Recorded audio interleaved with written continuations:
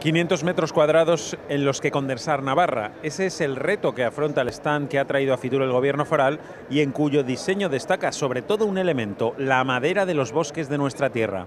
Lo que hay una diferencia importante con respecto a otros años también es la distribución interna.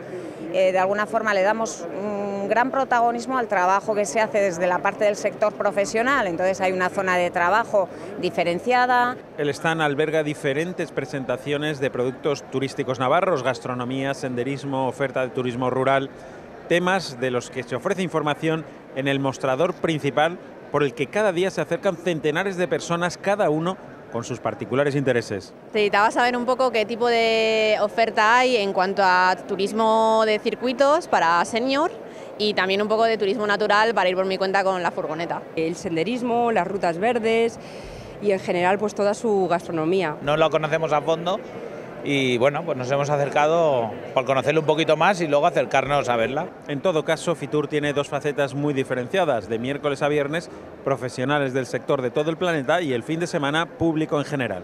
Lo que tenemos es un poco entre semana, va a ser gente del sector que trabaja y quiere también contacto con los profesionales de Navarra o con gente del departamento, y por otro lado el fin de semana sí que asumimos más visitantes que vienen con sus familias o preguntan más demandas de turismo familiar. Este escaparate de Navarra para el mundo apuesta principalmente este año por la gastronomía de nuestra tierra como gancho fundamental para atraer más turismo, pero sobre todo turismo de calidad.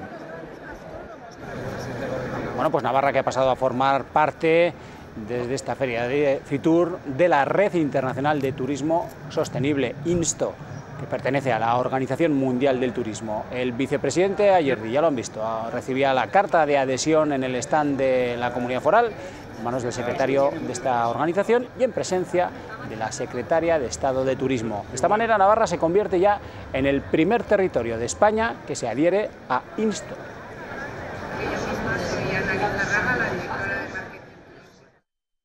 Una apuesta porque el turismo sea un sector estratégico en Navarra, pero no de cualquier manera, no una apuesta por la cantidad, sino una apuesta por la calidad, una apuesta por la diferenciación, una apuesta por la innovación, una apuesta también por mejorar la comercialización de lo que tenemos y de lo que hacemos, tanto en los mercados de proximidad como en los mercados internacionales, y significa también asumir el reto de que vamos a medir lo que hacemos, ¿no?